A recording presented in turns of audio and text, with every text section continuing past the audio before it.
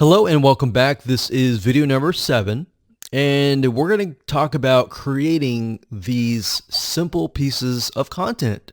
Now, I'm going to show you different tools that you can use to create these pieces of content. Some of them range from using a site called GetStencil, Canva, and more. I'm going to show you how to use GetStencil in just a minute.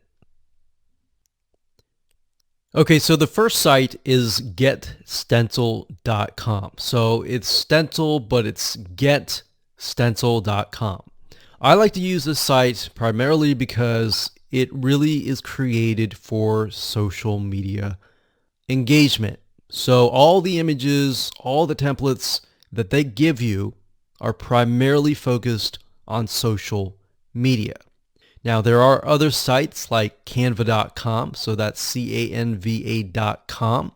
This site will allow you to create other social media images as well, but it goes beyond that. It allows you to create things like e-covers and all of that. So that's why I really like to focus on GetStencil. Now, it does cost some money, but you can start out for free. You can create, I believe, a few images. I think it's 10. So if we click on pricing, as you can see, the free version allows you to create up to 7 images per month. What I recommend is go with the free version first, utilize it first. If you like it, then upgrade. All right. So what GetStencil allows you to do is it allows you to get access to tons of images and tons of motivational quotes. So that's why I like it, because you can find quotes that are built in. Now, even though maybe you're focusing on knitting, scuba diving, or whatever niche that you're in, you can utilize the quotes that in the words that we talked about in the previous video.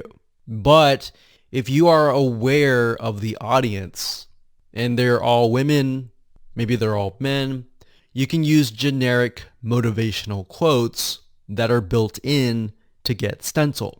So to give you an idea of how to go about doing that, let me go ahead and log into my account and show you around. Okay, so I went ahead and logged into my GetStencil account, and this is what we see. So when you have the free account, you will still see all of the images, but the images that you don't have access to will have a lock. All right, so that will tell you that you'll need to upgrade. But for the most part, I would say start with the free version so that you can get a hang of it. So what I recommend that you do is do a search for photos that appeal to your audience.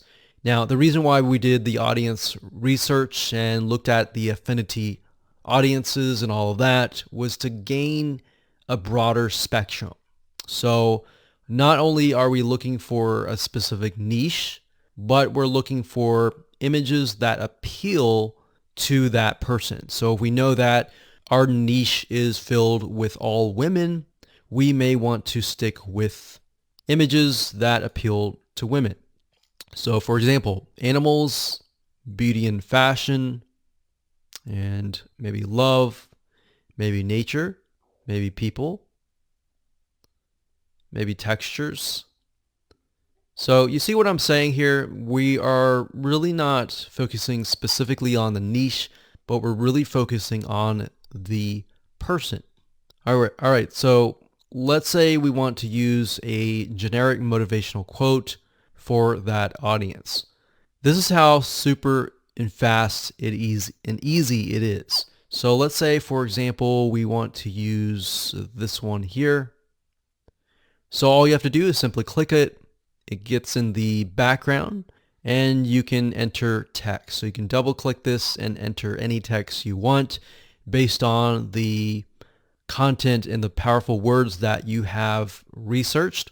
Or you can simply go to their quotes section and you can see that they have about 10,000 plus quotes.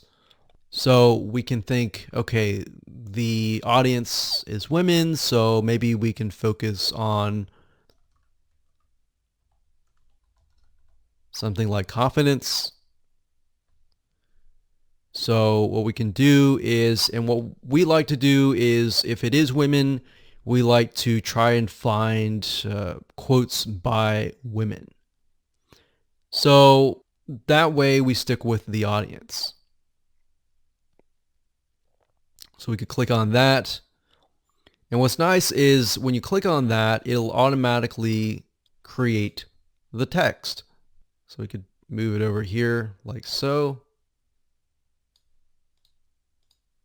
And do that. Now, of course, when you're ready to edit it, you can go ahead and change the text size here. You can change the line height, the drop shadow, if you want it to stand out. You can italicize it, you can underline it like that. You can change the text color, you can change the outline color, which is the outline or the border around the text. And of course you can change the background color as well. So if we wanted to do something like that, we could do that. But in general, we like to kind of stick with a generic, something like this, like that. And when you're done, all you have to do is click on save. And you could save it as a template if you wanted to. So we could click on save. And it'll save the image.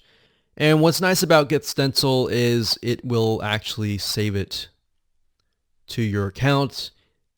And there we go. Now, if you don't want to use something like that from scratch, you can go ahead and click on templates and you can look for featured templates. So if you go through here and you find a template that matches something that you have seen based on the research that you have done previously, you can go with that. So we can go through here, we can click this one here.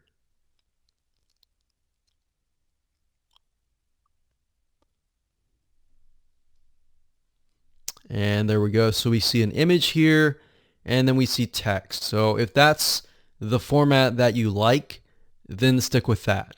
Now, what I recommend that you do with all of your images to try to keep things uniform and consistent is to stick with one template. That way, as people get to know you better and they follow you and they engage with you, that format will embed into their minds, and whenever they see that format, they will think of you. All right, so psychologically, that is what happens. All right, so that's how easy it is to create content with GetStencil. We utilize this all the time, and we create tons and tons of images with powerful words and quotes and funny comments and all of that.